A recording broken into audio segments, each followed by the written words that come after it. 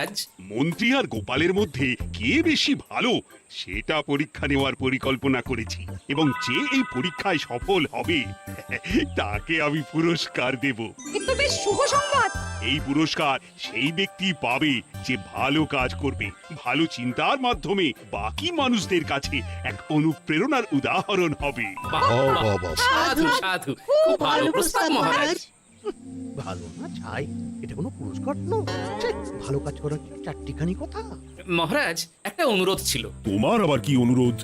বলছিলাম এখন আমাকে একটু বেরোতে হবে।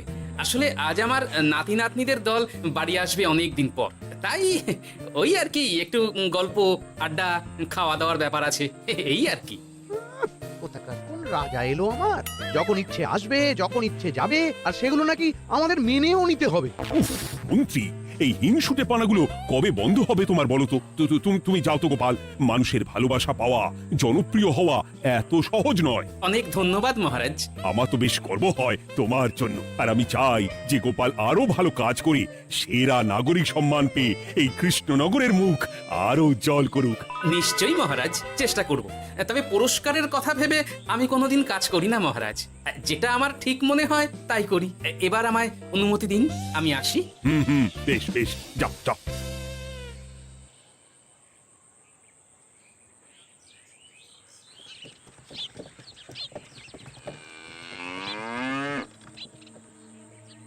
সেরা নাগরিক সম্মান সেটাও নাকি পাবে ওই গোপাল। বাবা, মহারাজের কি আদিক্ষেতা গোপালের প্রতি, দেখেও গা জ্বলে যায়। ও কি একাই আছে নাকি যে বেশি জনপ্রিয়?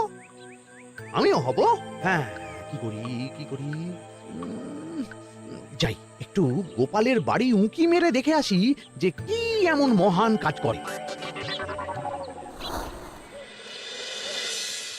ওদিদা, শরবতটা দারুণ হয়েছে গো। হ্যাঁ, প্রাণটা জুড়িয়ে গেল। আর একটু খাবি নাকি তোরা? না না গিন্নি, বেশি শরবত খেলে বাকি কিছু আর খেতে পারবো না।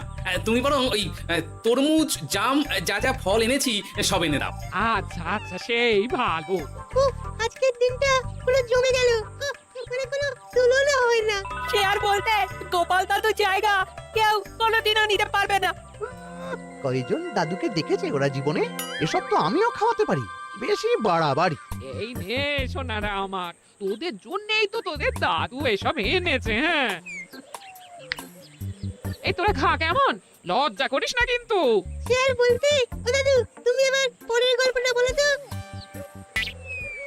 কি ব্যাপার, মন্ত্রী মশাই হঠাৎ আড়ি পাচ্ছে কেন? কই গো দাদু, চুপ করে আছো যে? হ্যাঁ হ্যাঁ, বলছি। এবারে বুঝলি, এবারে তোদের একটা অন্যরকম গল্প বলবো। ধুর, আরে কি বলছে সব ঠিক করে শোনাও যাচ্ছে না। আরেকটু ভালো করে উঁকি দিই। কি মন্ত্রী মশাই, ধরা পড়ে গেলেন তো? ওই জন্যই বলে অতি কৌতূহল ভালো নয়। কিসের কিসের কৌতূহল শুনি, কিসের কৌতূহল? তুমি কি ভাবছিলে যে আমি আড়ি পাচ্ছিলাম? মোটেই না, মোটেই না। আমি একটা দরকারি জিনিস খুঁজতে খুঁজতে ভুল করে চলে এসেছি এখানে। হ্যাঁ, আপনি কত ধরনের ভুল করতে পারেন সেসব আমার জানা আছে মন্ত্রী মশাই। এখন আমি সব আপোষ করে নিচ্ছি। এরপর এমন হবে যে লোকে তোমাকে পাপোশ করেও পুজবে না। না, কেমন যেন ঠেস মেরে কথাগুলো বলে গেলে মনে হচ্ছে। মন্ত্রী মশাই অমন করে রেগে গেলেন কেন গোপাল দাদু? আমিও তো সেটাই ভাবছি রে। যাকে সেসব বাদ দে, নে আমরা বরং গল্পে ফিরি। সেই ভালো।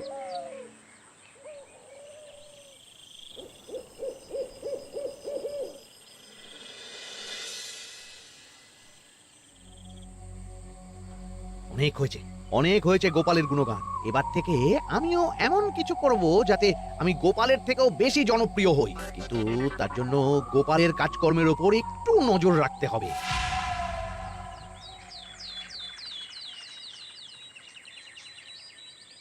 শোন বটাঘটা, কয়েকদিন তোদের গোপালের ওপর পুরো নজর রাখতে হবে। গোপাল কিভাবে কি করছে, কেমন করে করছে, সব এসে আমাকে জানাবি তোরা। আচ্ছা মন্ত্রীমশাই, চিন্তা করবেন না। একেবারে গোপালের দিন পঞ্জিকা বানিয়ে দেব আপনাকে।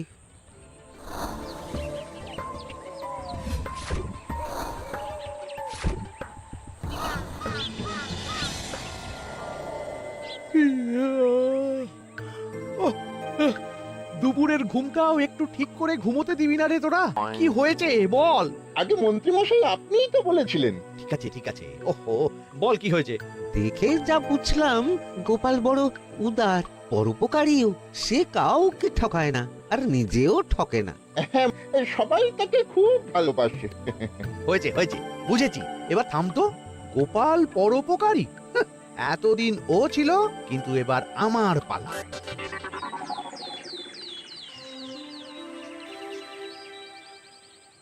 মহারাজ, আমার একটা কাজ আছে, তাই আজ একটু তাড়াতাড়ি বেরোতে হবে। দয়া করে অনুমতি দিন। তোমার আবার আজ কি কাজ আছে? কেন মহারাজ, আমার কি কোনো নিজের কাজ থাকতে পারে না?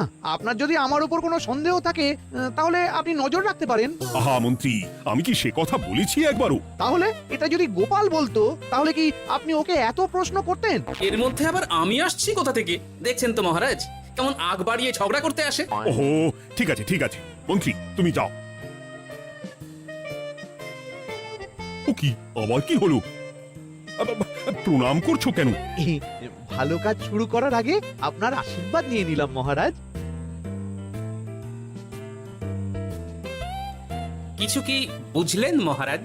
না, কি ব্যাপার বলো তো? কি সব ভালো কাজ শুরু করার কথা বললো শুধু? সেটাই তো, থেকে থেকে কি যে হয় বুঝি না।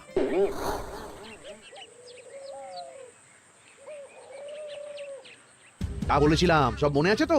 আজ থেকে তোদের কাজ হলো শুধু আমার গুণগান করা, লোকের কাছে আমার কাজের প্রশংসা করা। আচ্ছা মন্ত্রীমশাই। আপনি যেমন বলেছেন ঠিক তেমনটাই হবে।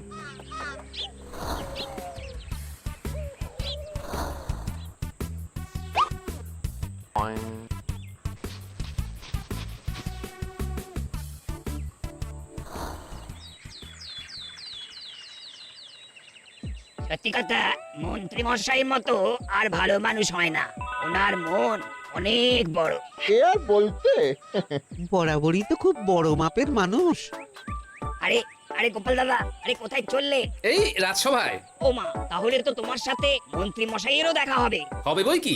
বাবা বাবা, তাহলে তুমি একটু ওনাকে আমার গিন্নির তরফ থেকে ধন্যবাদ জানিয়ে দিও। গতকাল উনি আমাদের অনেক সাহায্য করেছিলেন কিনা। সাহায্য? মন্ত্রী মশাই? আচ্ছা, ঠিক আছে।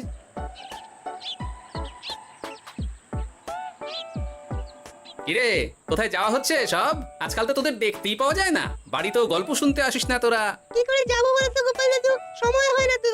সে কি কথা? খুব চাপ চলছে নাকি? না না, সে কথা নয়। আসলে মন্ত্রী মশাইয়ের বাড়িতে একবার ঢুকলে খাওয়া দাওয়া গল্প খেলা সবকিছু সেরে বেরোতেই অনেক দেরি হয়ে যায়, তাই আর তোমার বাড়িতে যাওয়ার সময় হয় না। মন্ত্রী মশাইয়ের বাড়ি? ও, মন্ত্রী মশাই মনে হয় ভালোই সবার মনে জায়গা করে নিচ্ছে। যাকে ভালো কথা, সবার ভালো হলেই ভালো।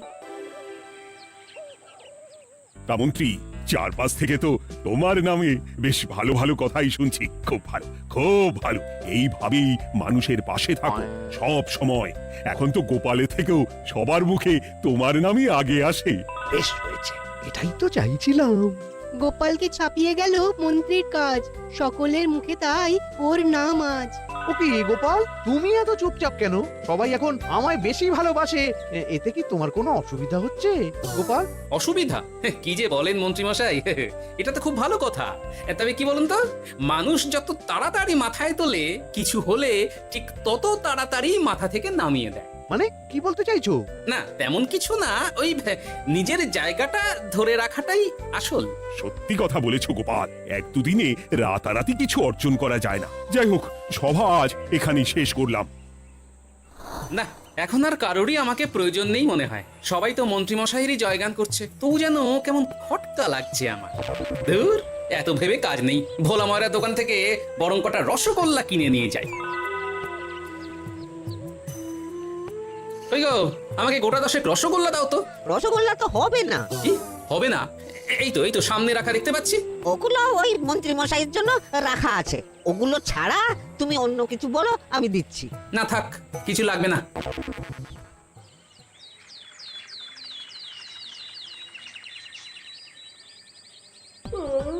ও কি গো, বলি কত বেলা হয়ে গেল, তুমি এখনো রাজসভায় গেলে না? কদিন ধরে দেখছি কিছু হয়েছে, আর তোমার রাজসভায় বলি যেতে ইচ্ছে করে না বুঝি? না সেরকম কোনো ব্যাপার নয় গিন্নি।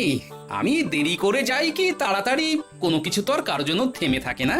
বলো গিন্নি, মন্ত্রী মশাই তো আছেন, তাহলেই চলবে। এ আবার কেমন কথা?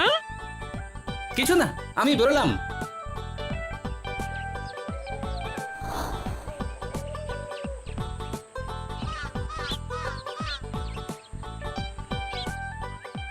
কিরে, তোরা সব এখানে দাঁড়িয়ে কেন? আমরা সব পরীক্ষায় শূন্য পেয়েছি, তাই আমাদের শাস্তি দিয়েছে। আসলে আমরা এতদিন কোনো পড়াশোনা করিনি তো বাড়িতে, পুরো সময়টা শুধু ওই মন্ত্রী মশাইয়ের বাড়িতে মজা করে কাটিয়েছি, তাই এমন হয়েছে।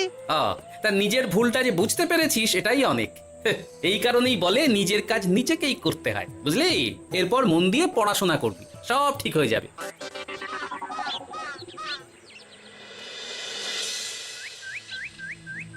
ও কি গো ভোলা মায়েরা, এমন মুখ বেজার করেছে কেন? আর কি বলি গোপাল দাদা, খদ্দের একটাও নেই, বসে বসে শুধু মাছি তাড়ানো ছাড়া আর কোনো কাজই নেই। কেন হঠাৎ এমন কেন হলো? ওই মন্ত্রী মশাইয়ের জন্য উপকার করে দেওয়ার নাম করে আমাকে দুধ থেকে ছানা মেখে দেওয়ার কথা বলেছিল। আমিও খুশি মনে রোজ দুধ পাঠিয়ে দিতাম ওনার বাড়ি। তারপর? আসলে ওই মিষ্টি বানানো তো আর চারটিখানি কথা নয়, আমার সুবিধাই হতো। হঠাৎ খদ্দেররা সব জানানো শুরু করলো মিষ্টির স্বাদ পাল্টে গেছে, মান কমে গেছে আর শরীর খারাপ হচ্ছে, এইসব। না না না, এ তো খুব খারাপ ব্যাপার। তার জন্যই তো আমি ওই মন্ত্রী মশাইকে উপকার করতে বারণ করে দিলাম। কিন্তু খদ্দেররা তো এখন আর বিশেষ করে আসতে পারছেন না। এখন তুমি ভরসা, এখন তুমি আমায় উপকার করতে পারো। হ্যাঁ বলো না, কি করতে হবে? তোমাকে তো সবাই খুব মানে, তুমি যদি ওই মিষ্টি খেয়ে সবাইকে বলো যে আমার দোকানের মিষ্টি ভালো, তাহলেই একমাত্র ওই আমার আবার বিক্রি শুরু হবে। বেশ। শোনো শোনো, তোমাকে না একটা কথা বলার আছে। কি কথা?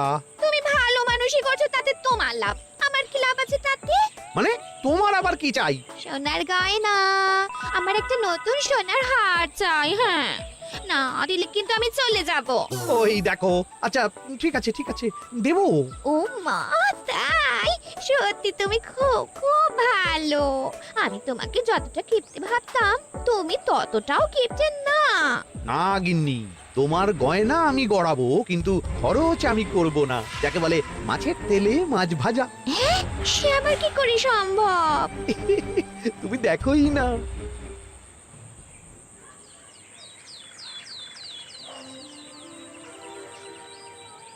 মহারাজ, আপনার কাছে একটা অনুরোধ ছিল। হ্যাঁ বলো না। এই আগামী সপ্তাহে আমি সকলকে বিনামূল্যে বস্ত্র ও খাদ্য সামগ্রী বিতরণ করতে চাই। আর তার জন্য আমার ইচ্ছা যে আপনি সেখানে প্রধান অতিথি হয়ে আসুন। বাহ বাহ বাহ, এ তো ভারী উত্তম প্রস্তাব, নিশ্চয়ই যাব। অনেক ধন্যবাদ, এই তো আমার পরম সৌভাগ্য মহারাজ। কি খুশি তাহলে? এই আর একটা কথা, মানে বুঝতেই তো পারছেন অনেক খরচ, তাই অল্প পরিমাণ যদি মোহর, মানে আপনার যেটা ভালো মনে হয়। বুঝেছি বুঝেছি, আর বলতে হবে না। আপনি মহান মহারাজ, আজকে বুঝতে পারলাম আপনি সকলকেই সমান চোখে দেখেন। কি হয়েছে গো, তোমরা সকলে এখানে? বড় বিপদে পড়ে এসেছি গো দাদা। কি হয়েছে একটু খুলে বলো দেখি। মন্ত্রী মশাইয়ের অতি উপকারের ঠেলায় আমাদের সকলেরই বড় সমস্যা দেখা দিয়েছে। প্রথম প্রথম বুঝতে পারিনি, কিন্তু এখন বুঝতে পারছি। দয়া করে কিছু একটা করো গোপাল দাদা। বুঝলাম, ঠিক আছে, আমি দেখি কি করতে পারি। যা বুঝছি, কিছু একটা করে মন্ত্রী মশাইয়ের উপকার থেকে সকলকে বাঁচাতেই হবে। কিন্তু কি করি পেয়েছি উপায়। সামনেই বস্ত্র ও খাদ্য সামগ্রী বিতরণের অনুষ্ঠান করবে বলেছে না? ওটাতেই কিছু একটা করতে হবে। যা বললাম তাহলে বুঝলি তো? ভালো করে মন্ত্রীর উপর নজর রেখে আমাকে সবটা জানা। হ্যাঁ গোপাল দাদু, কোনো চিন্তা করো না, মন্ত্রী মশাইয়ের আসল রূপ সামনে আসবেই। এই নে আগাম কিছু মোহর, সামনের অনুষ্ঠানের জন্য সব থেকে খারাপ মানের কাপড় ও আনাজপাতির বায়না দিয়ে আসবি। বাকি যেটুকু দাম থাকে সেটা আমি অনুষ্ঠানের দিন দিয়ে দেবো। আচ্ছা মন্ত্রী মশাই। মন্ত্রী মশাইয়ের চালাকিটা একবার দেখলি? বিতরণের নাম করে সব খারাপ জিনিসগুলো বিতরণ করার তালে আছে। খুব ভালো কাজ করেছিস। এখন বরং তোরা যা, আমাকে একটু বেরোতে হবে, বুঝলি? আচ্ছা দাদু। তুমি সত্যি বলছো গোপাল? এত বড় বিশ্বাসঘাতকতা! আমার থেকে মোহর নিয়ে আমার হাত থেকে উপহার নিয়ে আমার প্রজাদেরই ঠকানো। এখনই তাহলে ওই মন্ত্রীকে ডেকে এনে শাস্তি দেওয়া হোক। না মহারাজ, মন্ত্রী মশাই যে শুধু আপনাকে ঠকিয়েছে তা নয়, মানুষের ভালোবাসারও দাম রাখেনি। সবকিছু সবার সামনে হোক। মন্ত্রী মশাইকে কি করে ফাঁদে ফেলতে হয় সে ব্যবস্থা আমি করে ফেলেছি মহারাজ।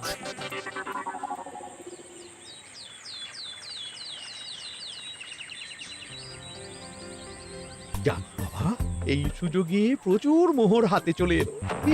এমনিও আমার চিন্তার কোনো ব্যাপার নেই, সব জিনিস তো মহারাজের হাত দিয়ে বিতরণ করা হবে, তাই খারাপ হলেও সবাই ভাববে মহারাজ দিয়েছে। শোন, এবার তোরা গিয়ে মন্ত্রীকে ওখান থেকে সরিয়ে আন, ততক্ষণে আমি আমার কাজটা মিটিয়ে নিই। আচ্ছা মন্ত্রী মশাই শিগগিরই চলুন আমাদের সাথে, মহারাজ আপনাকে ডাকছেন ওই গাছতলার ওখানে। এখন হ্যাঁ, মহারাজ তো আপনার উপর খুব খুশি, তাই দেখে মনে হলো কোনো একটা উপহার দেবেন আপনাকে। তাই নাকি? বটেই তো, আমি এক্ষুনি যাচ্ছি। এবারে জমবে মজা। কই দেখি কেউ তো কোথাও নেই। আমাকে যে বললো মহারাজ ডাকছেন, ধুর, আমি বরং মঞ্চেই ফিরে যাই।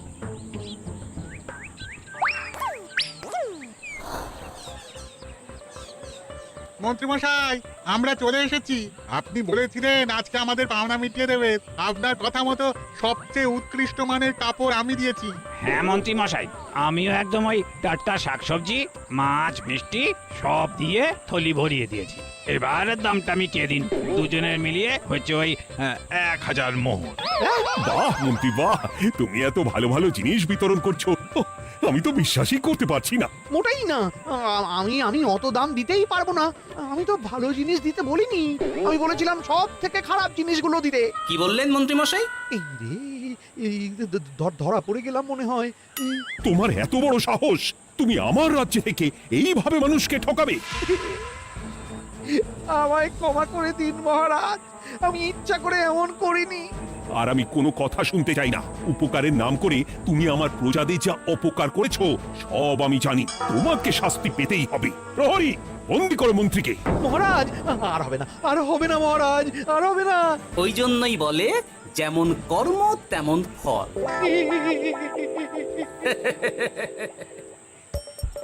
হাসির রাজা, জ্ঞানের রাজা, রসিক রাজা।